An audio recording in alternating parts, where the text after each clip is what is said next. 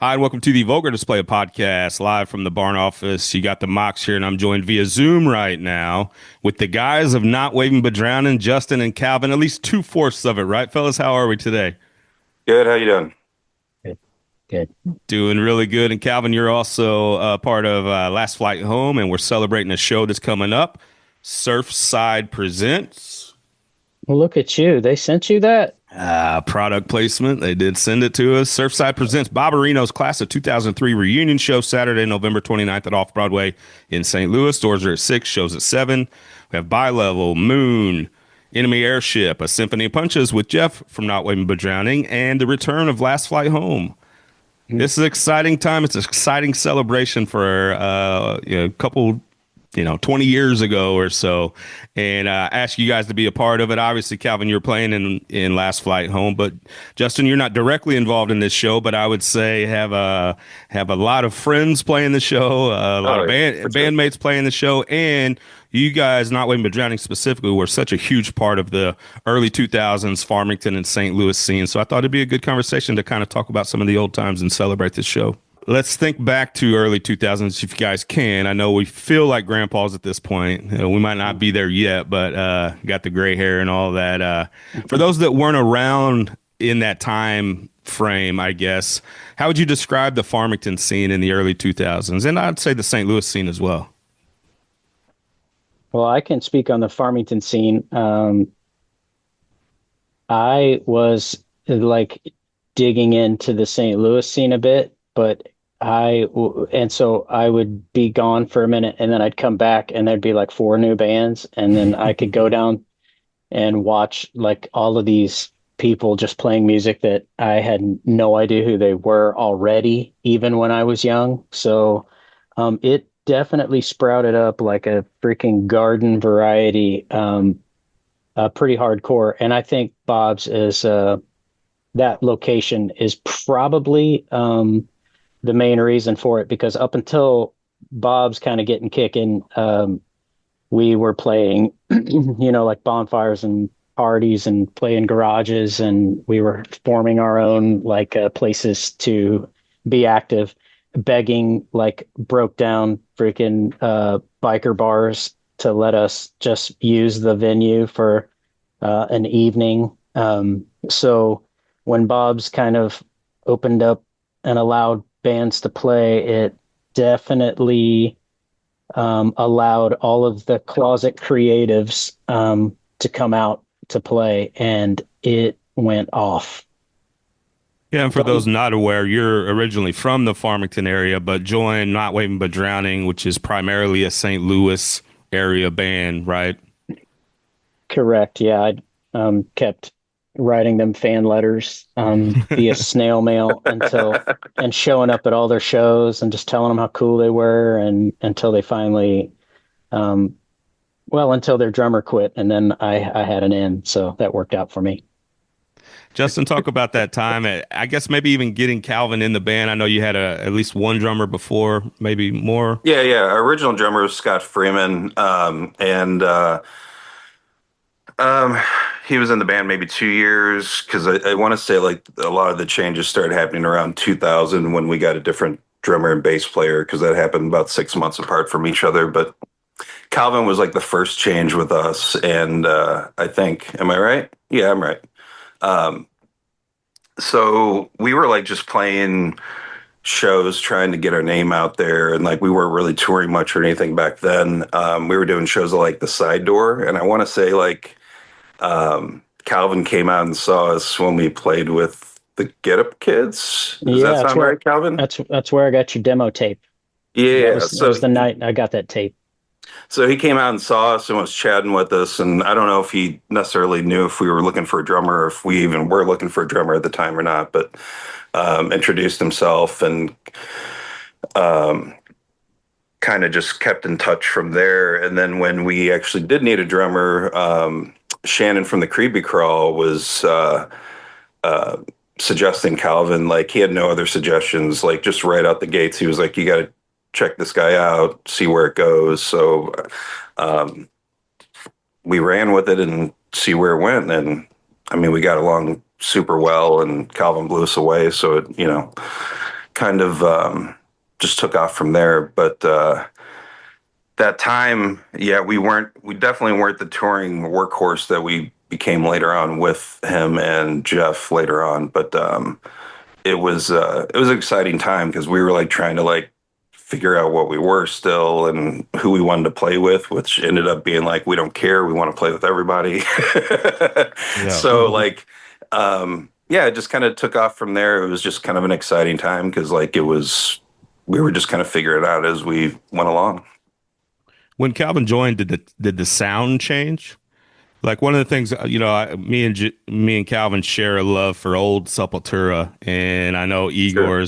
Igor's an influence on him, and I hear a lot of that. I hear a lot of the tom work, Oh yeah. specifically in the deep tom work. Did it change the sound when Calvin joined and when Jeff joined as well?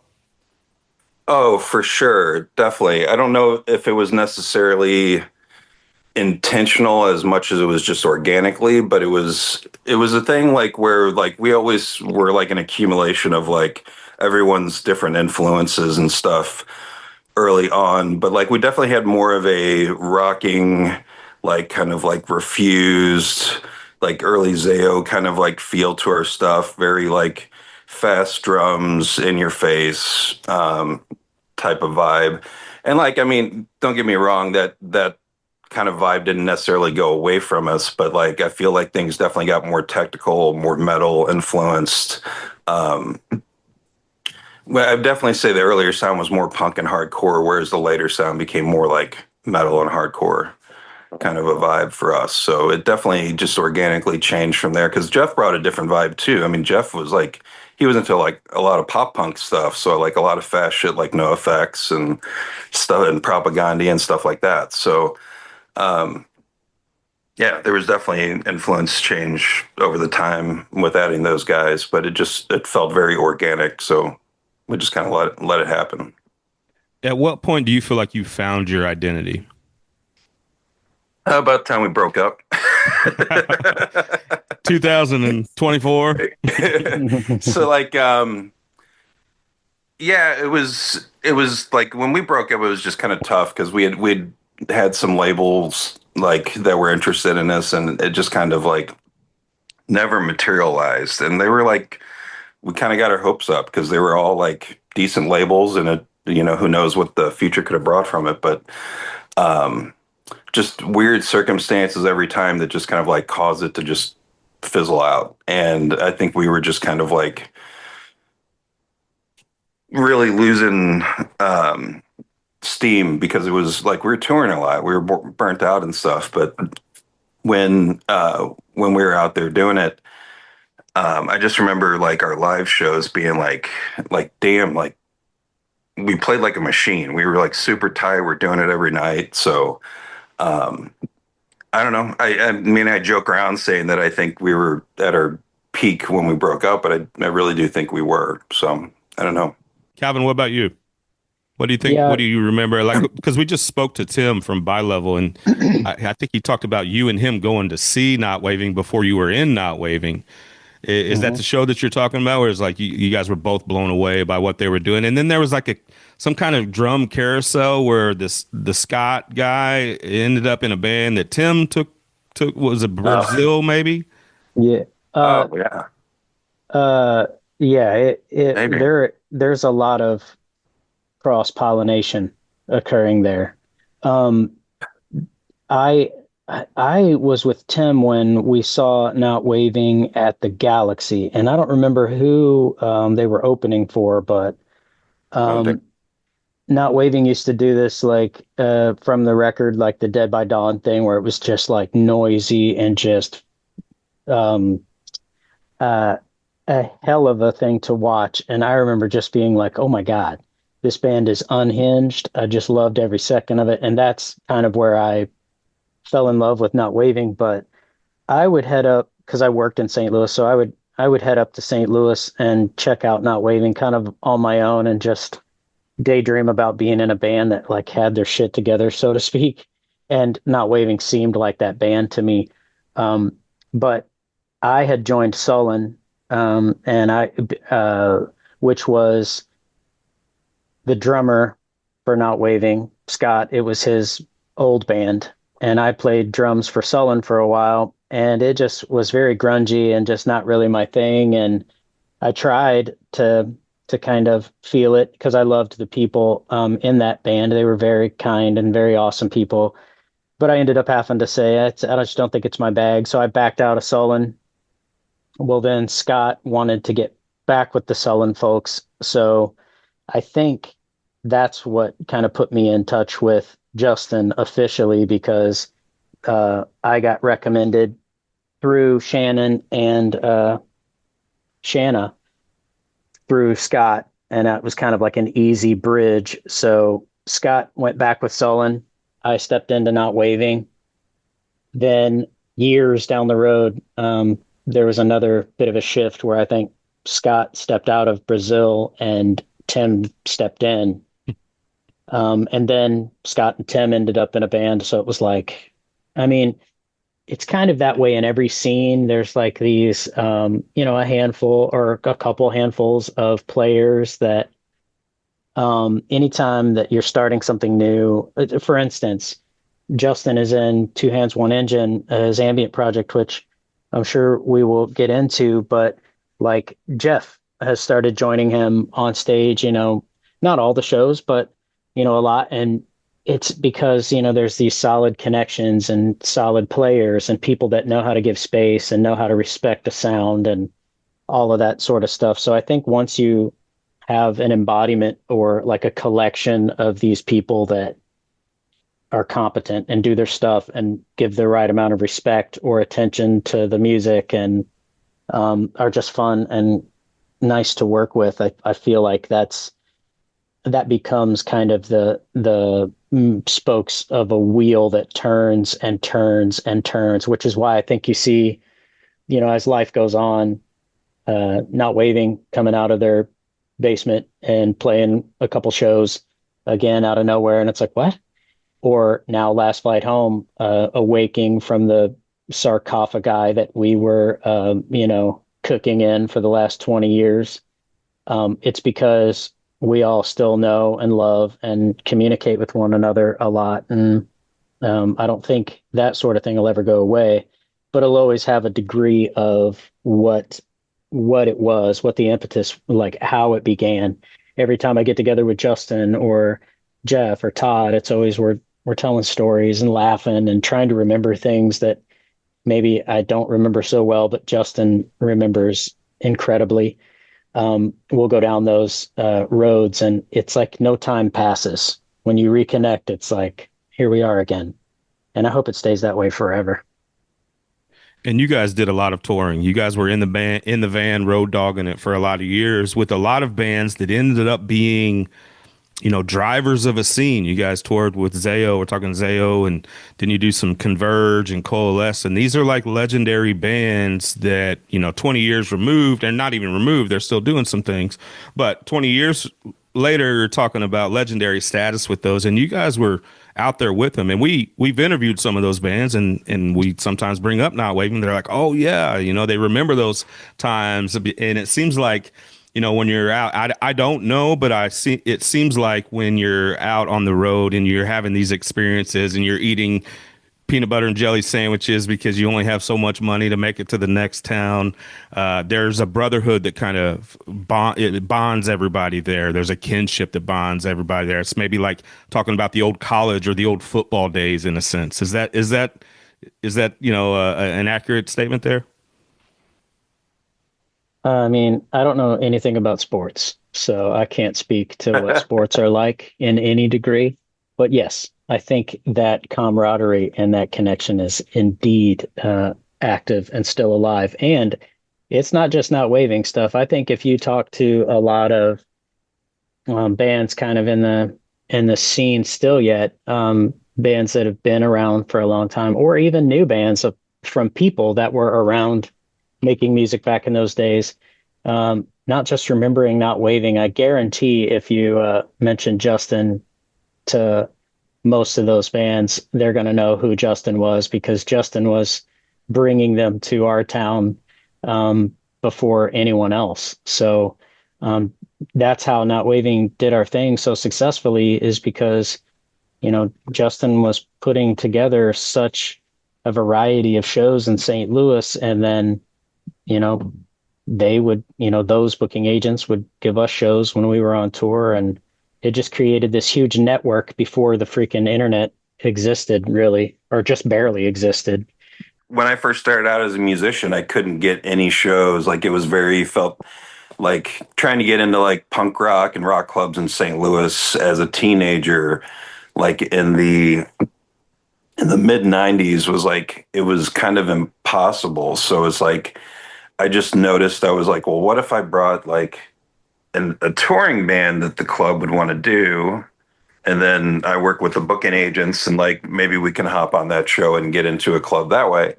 And this wasn't even Not Waving. This was like my very first band with Todd. This was like Hereafter. And we started doing shows like when we were like 16 years old and like 15, 16. And like I remember, and it's weird because like looking back on it is like, holy crap, like, the initiative I took to like start something that I just wanted to do, like I'm glad that like I just ran with it and wasn't like, holy shit, what am I doing? And just got scared and ran away from it.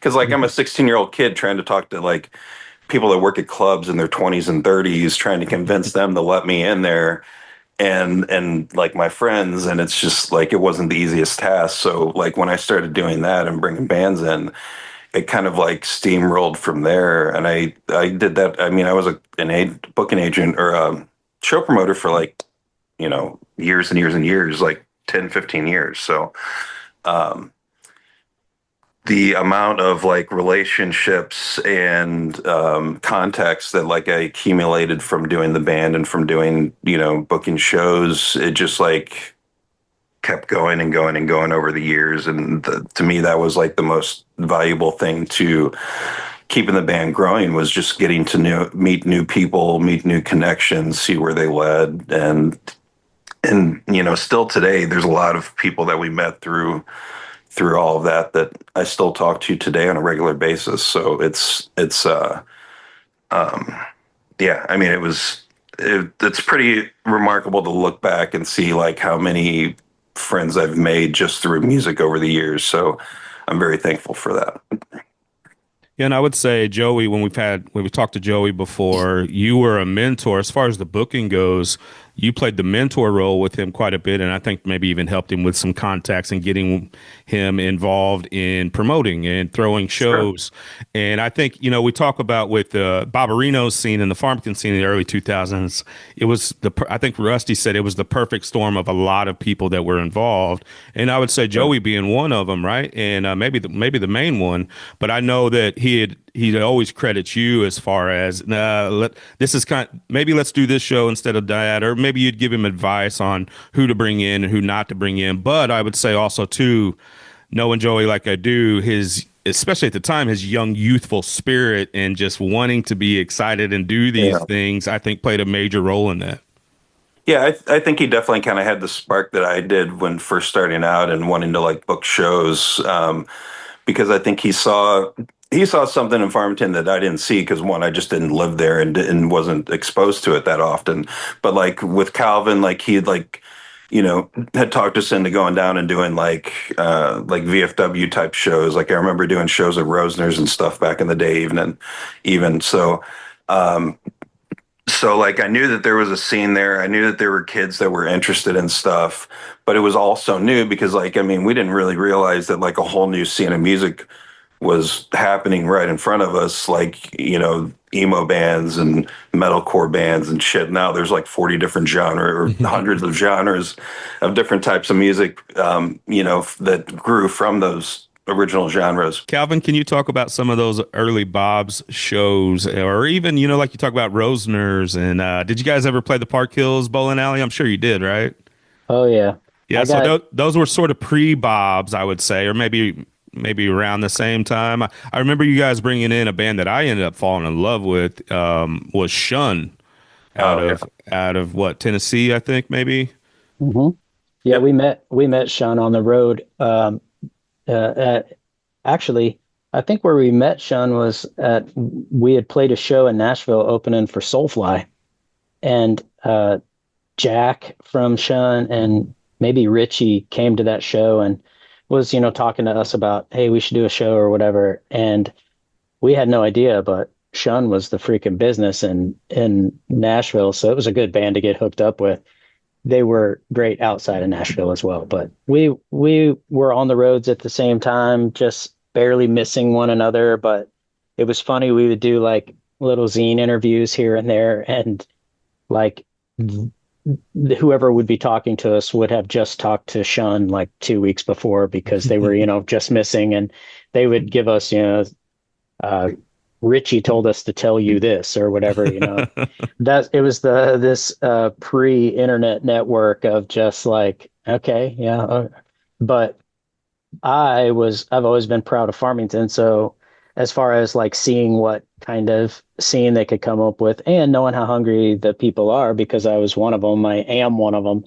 But, we always had to go to St. Louis for everything. And even when I started in Not Waving in St. Charles, they were like, oh man, you're driving home tonight. Or it's like, dude, that sucks. And it's like, I just had no choice but to be on the road. If I wanted to do something, I was driving to St. Louis, driving to St. Charles, doing whatever. So I was always on the road. Um, when we started bringing things to Farmington, and it's like, oh, you guys got to check this out. The shows get kind of rabid because people are so hungry for it. It was such a source of pride to like have the shows just go off and be with all my friends and people that are like, damn, Calvin, we didn't even know you played music, that sort of thing. It was just, I can't say enough about like, I would talk it up, for instance, to the Shun guys. I'm like, yeah, we should do a Farmington thing. And, you guys can kind of, and then they come here and the kids eat it up and buy all of their merch. And it's like, everyone says, I want to come back to Farmington because those kids, they are hungry for it. St. Louis just had a lot going on.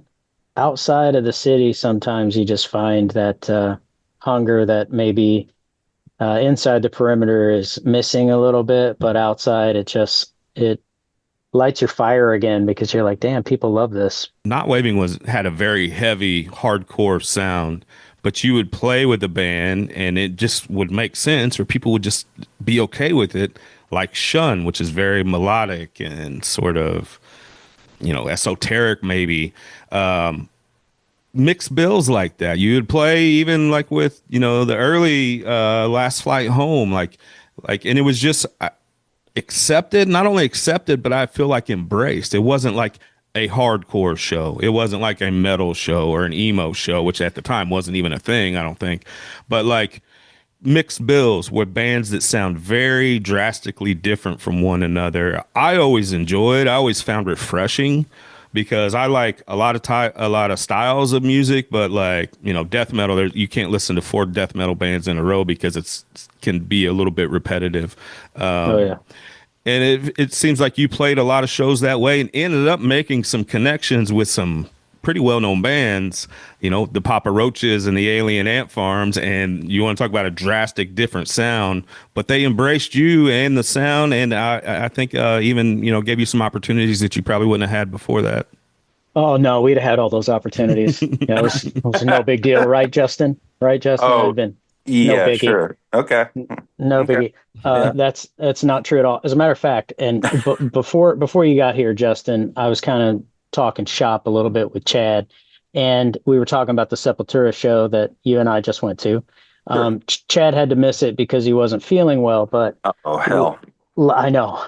Um, uh, Literally, I I put together this big like self-important, probably over romanticized post that I wanted to post because I literally can't articulate correctly how much of people say full circle moments a lot. And I don't, maybe I don't know what that means, but to me, Igor changed the way I played. He made me more aggressive. He taught me things about the drums that I needed to know at that time. And we never knew each other. We still don't. I go out, it changes the way I play. I end up in Not Waving. Not Waving ends up miraculously through Justin and all the other crazy things in the universe. We end up out with Papa Roach. When we're out with Papa Roach, I meet the drum tech, Rocky. who just crazy enough is the brother of Dino from Fear Factory. Many, many moons later, Fear Factory is coming back to town, opening for Sepultura. Fear Factory is doing, Demanufacture anniversary. Sepultura is doing the Chaos AD anniversary. Both of those records, huge in my rotation, but Chaos AD specifically was like monumental for me, still is.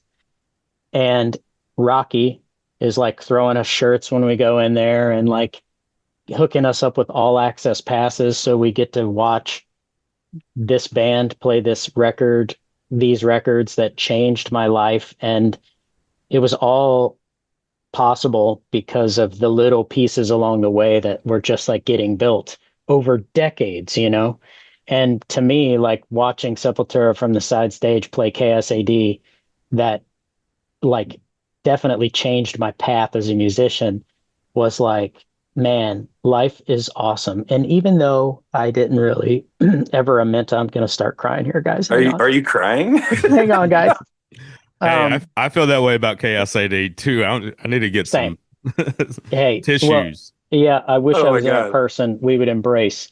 But Oh I'm my saying, like, the way the path had like taken the turns, and then none of that would have happened had it not been for the little moments that occurred that were all because of a certain event, So that to me was You got to go back awesome. to that Memphis Soulfly show and Yeah. explain why watching side stage meant so much to us too.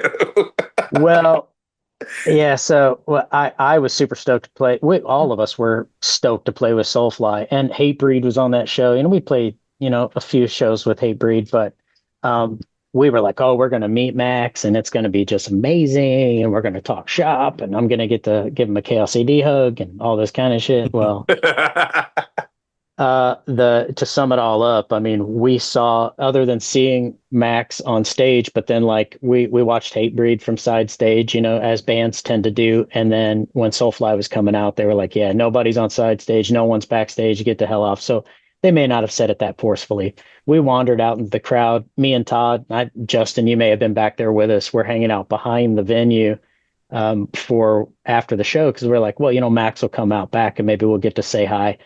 Max came out through that back door like right after the show, and he had a towel over his head that went right into a car, and off he went. So we just saw like this blur of Max. So all these years later, to see Max walk down off stage and knuckle bump me, and like I still haven't washed this hand. I had to start wiping with this hand because like Igor, do you see Igor and Max? Do you smell them on this? Smell the glove. Irregardless, that's a little much. I can digress pretty hard, and I think that's what I did.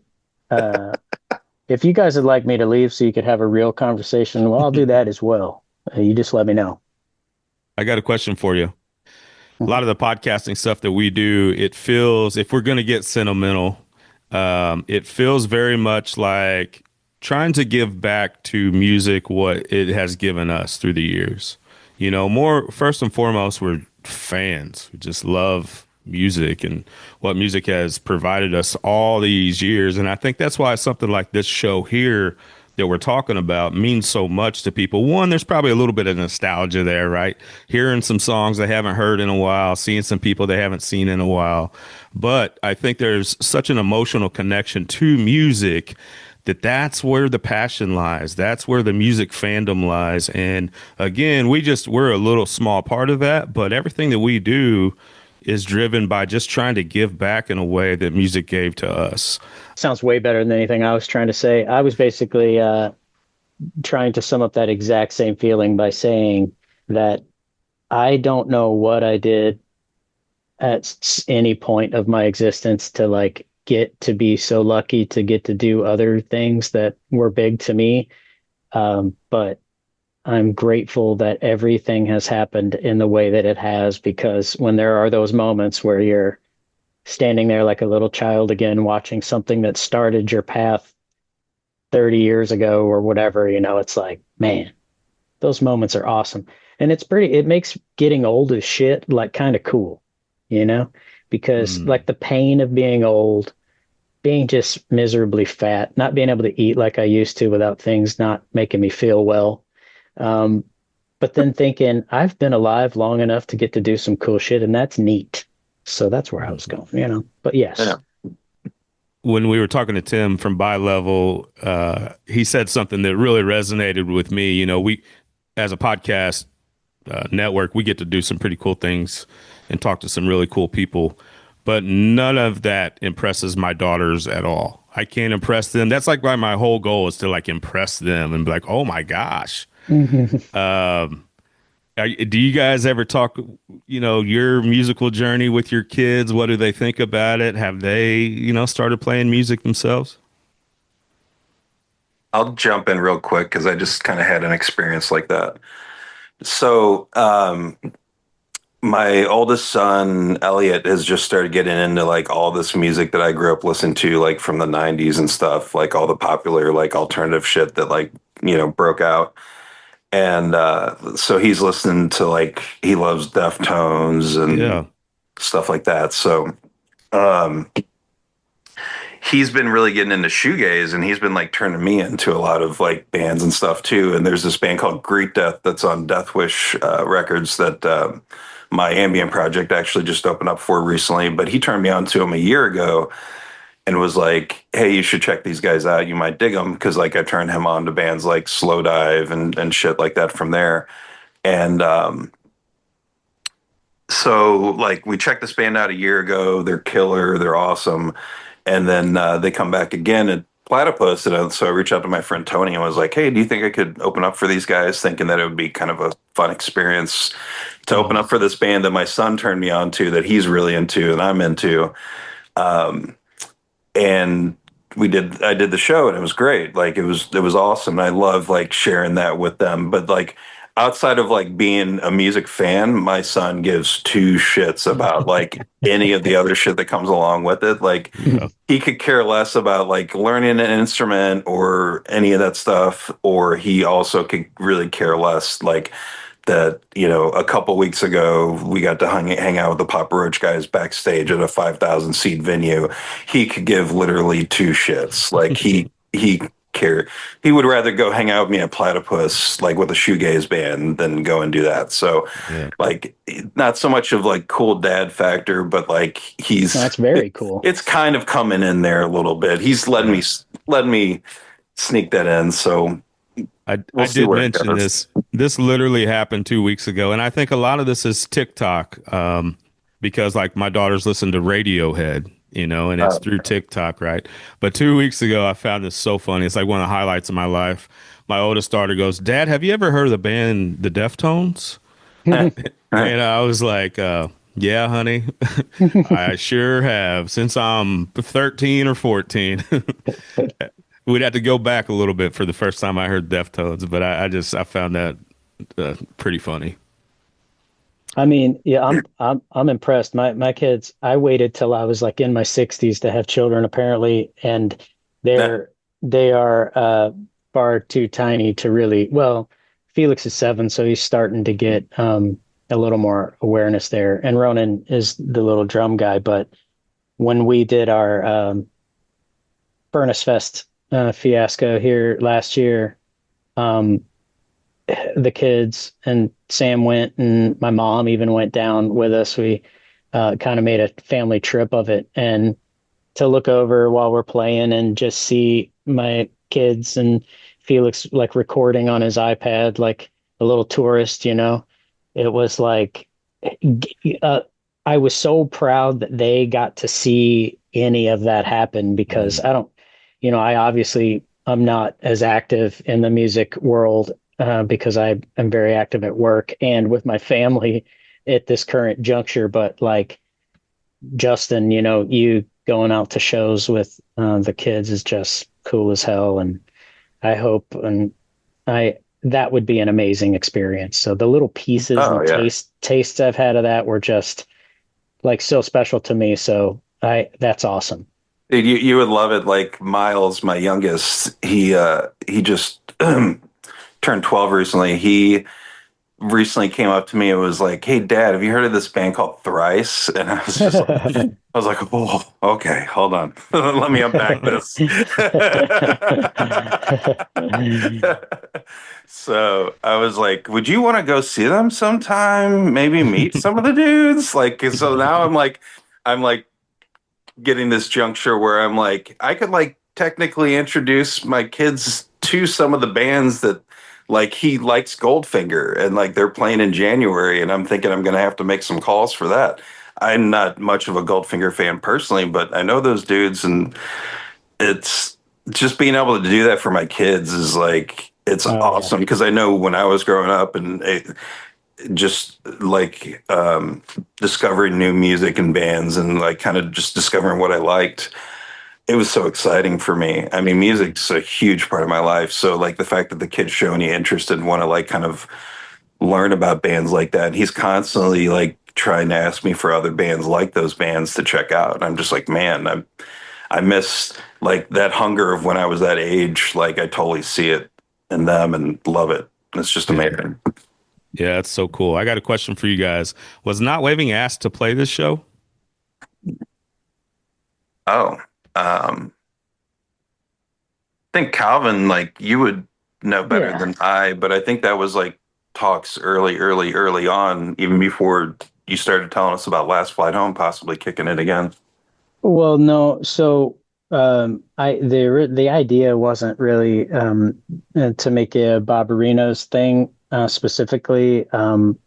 Rusty had sent me some music, and he had came up once and brought a bunch of microphones because he's like, I want to write with you via long distance or whatever because Rusty lives down in Florida now, and he has for quite some time, but he sent me, some music with a click track to throw some drums on, and it wasn't Last Flight Home. It was just me and Rusty, and it was a blast. And I recorded some drums on it and sent it back. And Ben ends up texting me and is like, "Dude, I heard that track with Rusty. That was awesome." And it's like, "Oh, okay, cool." And the talks kind of began like, "Hey, would you guys be down to, maybe re-record some stuff and maybe do a show?" And at that point, we started kind of talking, and I had mentioned because as we were trying to put the show together, it was like we should see if Not Waving wants to do it as well. So I had reached out to the guys to see if it was a thing that would, be a possibility, and um, currently it wasn't. So it was kind of like, okay, well, let's do something different. And then we just kind of let it marinate for a minute, and then um, Joey started the engine up, and it became even more nostalgic than I think it would have been to begin with, which is fine because to a lot of people, something like this probably feels or seems a little gimmicky or uh, like uh, that it's happening for that reason. Like we're doing this because we wanted to remember a time, a specific time or event. It's really not like that. It's a group of guys that love each other, that play music. And, once you're a musician, you're always a musician. And I think you're always excited to make music and play music with old friends and revisit things. So um, we were doing this because, we had a little more to say, had an idea of maybe how we could step our sound up a little bit, maybe even changing older songs to kind of feel different, maybe as we had intended things to be.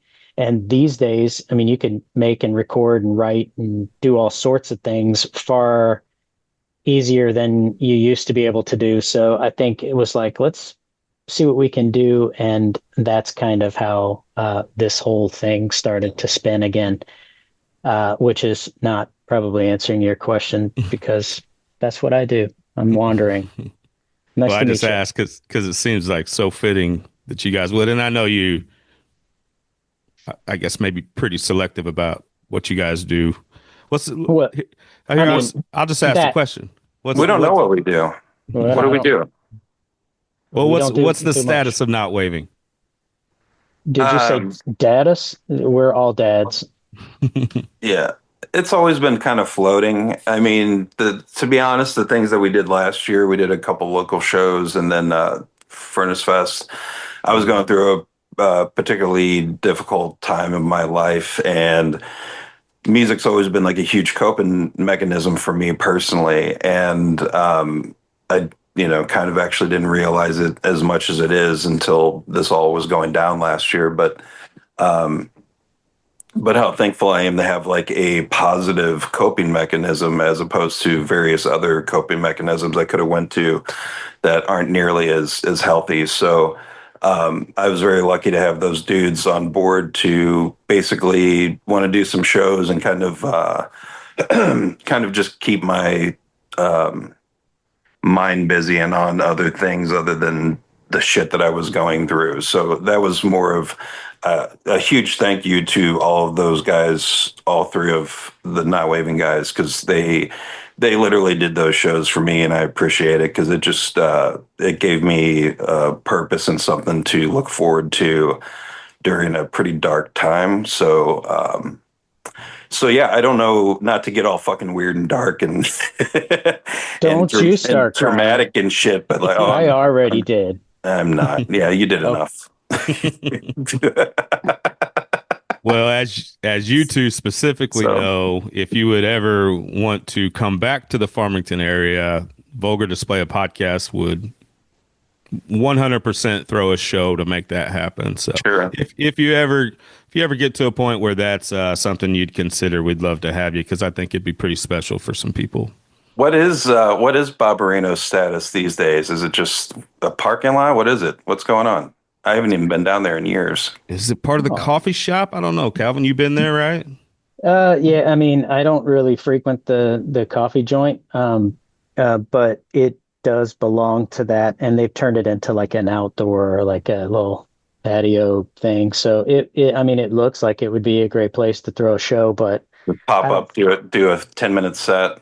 Well, yeah, and the actual Bob-A-Rino's building, man, it collapsed or Oh something like. shit. Yeah. For real? Yeah, Yeah. it Damn. it was it was in disrepair and just kind of like All right. collapsed. So it's not even there anymore. It's the little Shows were meant to be patio. outdoors, is what you're telling me. Yeah, I just think, man, we rattled that place so hard when we played shows inside Bob's. Like I can't. I mean, it's a wonder we all weren't just buried in rubble. But it would have been fun to try and eat our And way out of that and rubble with all that pizza. pizza. I know. Yeah, That's where I was going. That's where I was I going. know. You just beat me. Oh, my kids are screaming. Well, you Oh said no. rubble, and the first thing I thought of was like, oh, I could totally go for being smothered by a pizza. Yeah. I mean, what a way to I go. haven't had breakfast yet. Same. Uh, Well, you kind of mentioned it, but you remember guerrilla shows where there would be just pop up shows and you play until the cops shut it down. I would love to oh do yeah. something like that. That'd be so Yeah, neat. man. That sounds fun. Yeah. And honestly, I can remember the first Bob-A-Rino show because I played it with a band called Grinch, and it was like we played in the gravel parking area behind Bob-A-Rino's. It wasn't even like the side patio or anything. So it was a progression of how those shows ended up happening. It's like we moved from gravel to patio to inside to patio. It was a wild, but I don't think that coffee shop would be that cool for us to come there and do much. So we would have to definitely find a different place to Who make some noise knows? down there. But I mean, I mean, if it brings the people in, yeah, that's true. And I mean, I love coffee, so I'm not gonna lie. Yeah.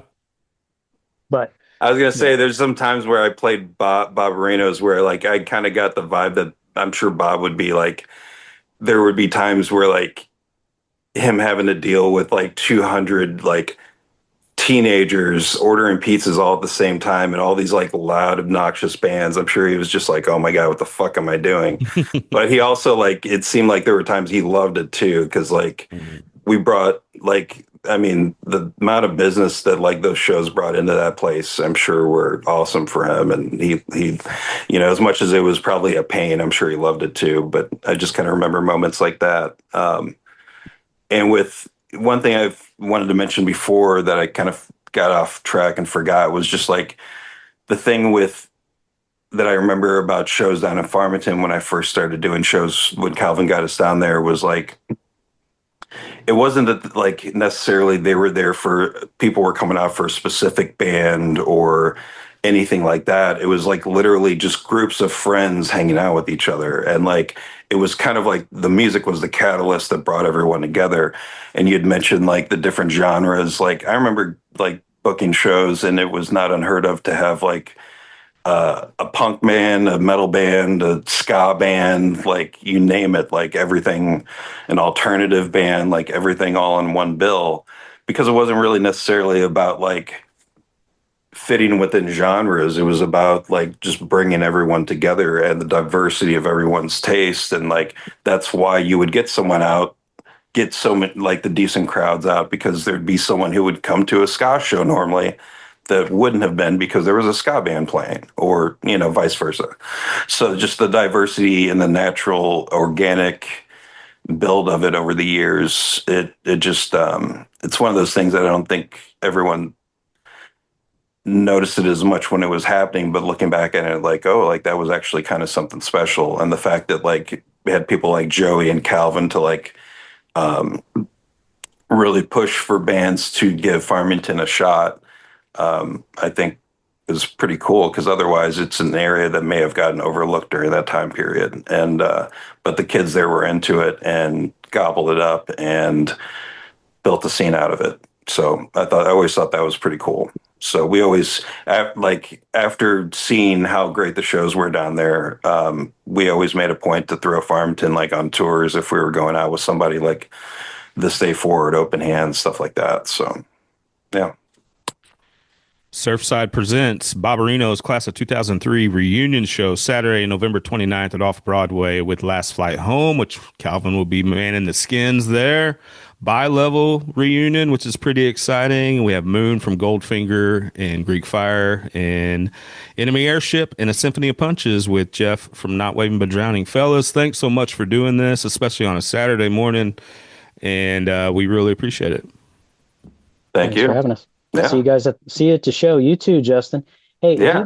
if you'd like to come and I mean, why don't you just come and set up and just start making some noise? That's probably what I would do if I were you. You I'll know, end up on a get fiddle before the end of the night or something. We'll see. I'll make sure of it. Yeah. Calvin can guest list you maybe. Do you got a spot on there? I know where the I'd be secret happy door to is. support Calvin's band.